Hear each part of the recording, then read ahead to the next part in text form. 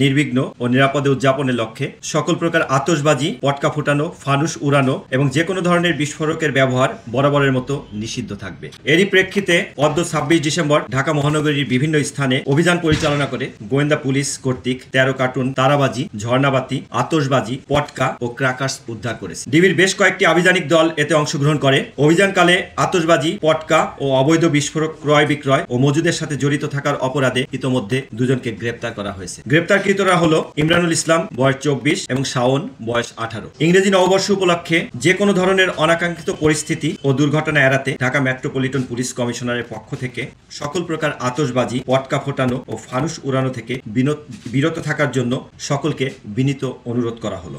আমরা ইতোমধ্যে বিভিন্ন সোর্স থেকে আমরা যে সমস্ত ইনফরমেশন পেয়েছি তার ভিত্তিতে আমরা অভিযান পরিচালনা শুরু করেছি। আমাদের আজকে কয়েকটা অভিযান হয়েছে। এটা থেকে বিরত থাকার জন্য আমরা যেমন সম্মানিত নাগরিকদের আহ্বান জানাবো, অনুরোধ জানাবো তাদের পক্ষ থেকে প্রতিরোধমূলক ব্যবস্থা গড়ে তোলার জন্য। আগে থেকেই আমাদের স্পটগুলো সেটা শনাক্ত করা হবে এবং সেই অনুযায়ী ফোর্স মোতায়েন করা হবে এবং মাননীয় কমিশনার মহোদয় এই সংক্রান্তে আমাদেরকে চূড়ান্তভাবে একটা ব্রিফ করবেন এবং আমরা সেভাবেই আমাদের ডেপ্লয়মেন্টে যাব। অবশ্যই ডিউটির প্যাটার্নটা একটু ভিন্ন হবে 31 উপলক্ষে এবং আমরা আমাদের চেষ্টা থাকবে সমস্ত তথ্যের ভিত্তিতে যেন আমরা নিশ্চিত একটা আমরা এখানে যে নিরাপত্তা ডিউটি সেটা বন্টন করতে পারি সে প্রচেষ্টা থাকবে।